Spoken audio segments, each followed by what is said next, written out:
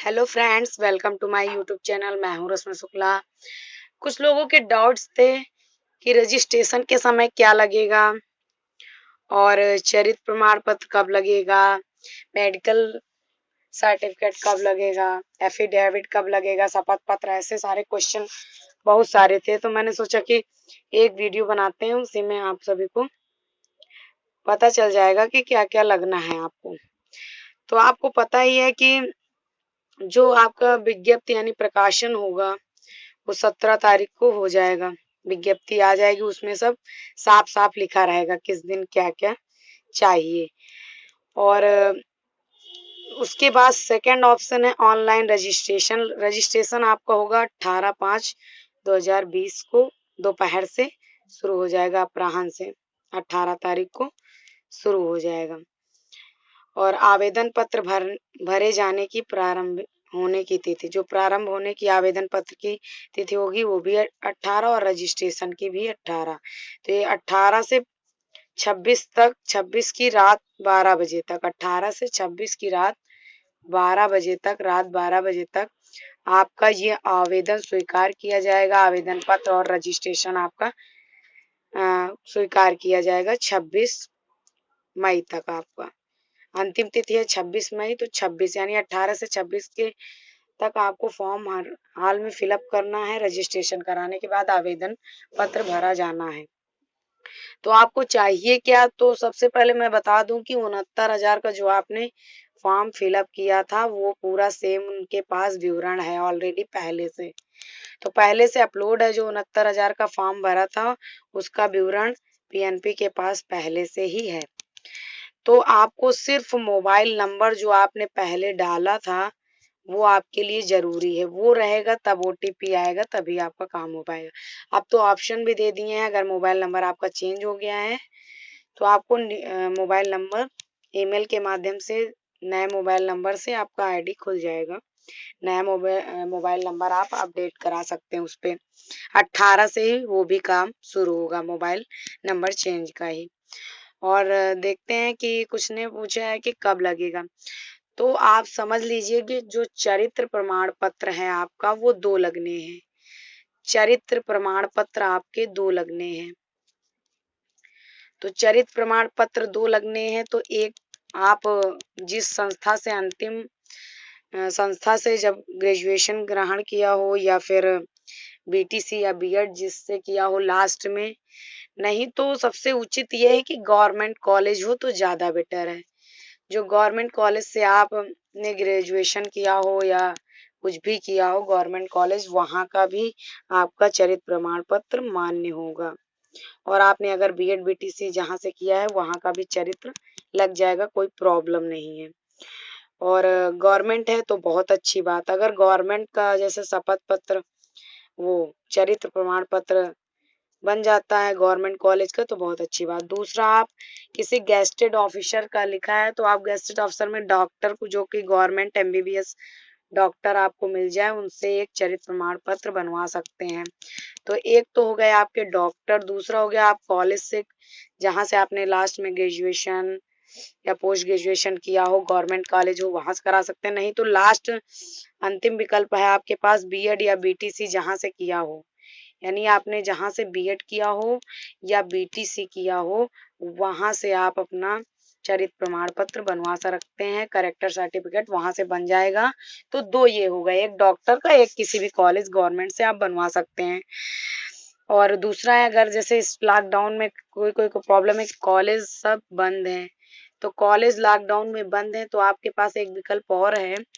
तो आप क्या करके, आप कोई आपके प्रधानाचार्य सरकारी विद्यालय के हों, गवर्नमेंट स्कूल के, तो उनसे आप शपथ पत्र का, अगर आपके पास विवरण जो आता है मार्केट में मिल जाता है आसानी से, शपथ पत्र वाला फॉर्म, चरित्र प्रमाण पत्र वाला फॉर्म, तो चरित्र का जो फॉर्म है उसको आप मार्केट से ले सकते हैं। फॉर्म रहेगा, सिर्फ उसमें भरना है आपका स्वभाव कैसा है, क्या, उसी में साइन और मोहर मोहर जरूर लगवाएं और साइन साथ में, तो वो चरित्र प्रमाण पत्र भी मान्य होगा। तो मार्केट से आप ले सकते हैं फॉर्म, उससे 2 फॉर्म ले लीजिए, एक डॉक्टर से करा लीजिए, आपके आसपास कोई गवर्नमेंट स्कूल के टीचर हो, प्रधानाचार्य जो कि हो, मोहर हो उनके पास साइन, तो वहां से भी आप करा सकते हैं। अगर ये विकल्प नहीं बनता है तो कॉलेज गवर्नमेंट से करा सकते हैं, या बीएड बीटीसी के कॉलेज जहां से आपने लास्ट शिक्षा ग्रहण की हो वहां से आप करा सकते हैं दोस्तों। तो ये तो हो गई चरित्र की बात। इसमें मुझे समझाने में इसलिए टाइम लगा क्योंकि कुछ लोग को समझ में नहीं आ रहा है कहाँ से बनवाना है। दूसरा हो गया, क्योंकि प्रॉब्लम हो जाती है, अभी लॉकडाउन है तो इसलिए और ज्यादा लोगों को प्रॉब्लम है, क्या कैसे होगा।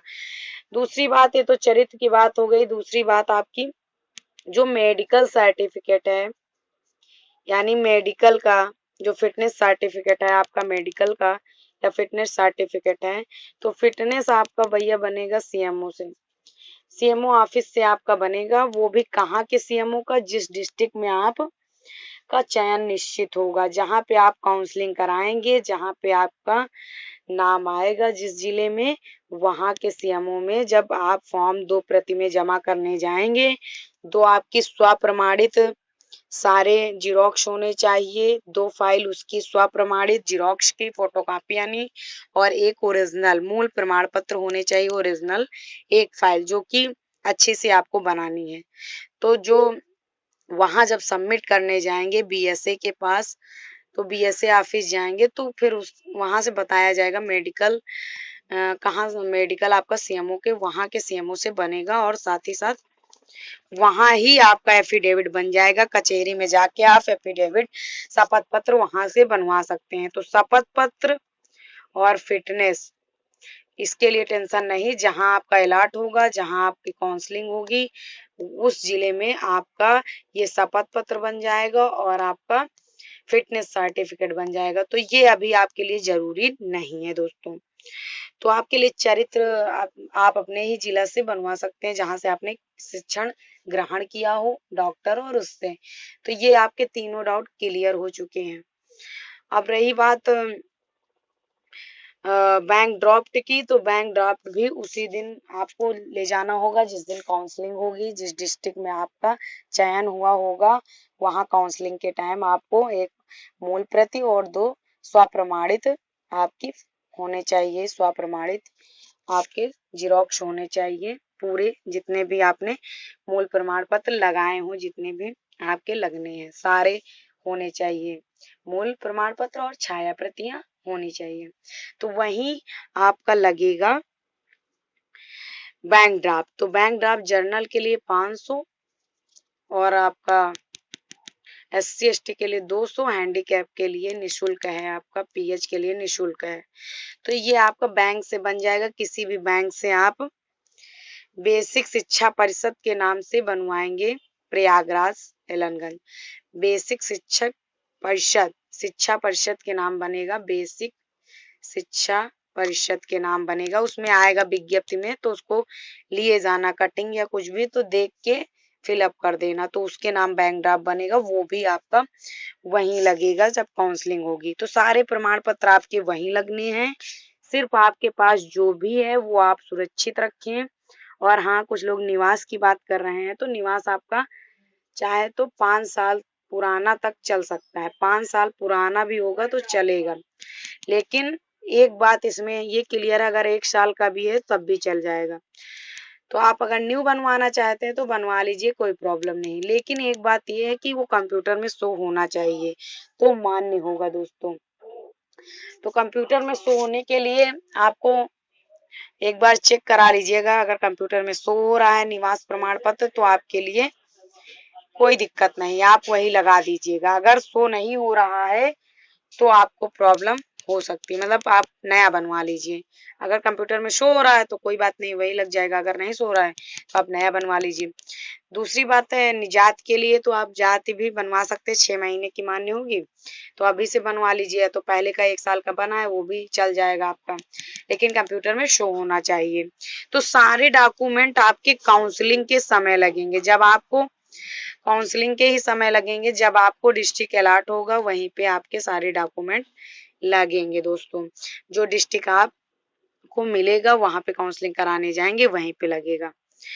तो ये 18 से 26 में आपका आवेदन होगा, आवेदन अंतिम होगा, फिर उसके बाद प्राप्त आवेदन, जितने भी आवेदन पत्र हैं उनकी जांच की जाएगी।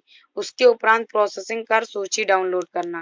फिर आपको सूची दी जाएगी कि आपका गुणांक किस किस जिले में आ रहा है, मतलब आपने अगर 75 जिले भरे हैं तो उसमें आपकी मेरिट कहाँ कहाँ किस जनपद में आ रही है, तो उसे आप लॉक करा सकते हैं। उस जिले में आप उस जनपद में काउंसलिंग करा सकते हैं। तो मान लो आपने 10-15 ऊपर के डाले थे और 75 जिले फिलअप किए हैं आवेदन के समय, तो आवेदन के समय आपको जब ये देखेंगे सूची प्रोसेसिंग डाउनलोड करेंगे 27 से 31 तक में देखेंगे कि आपका किस किस जिले में नाम आ रहा है।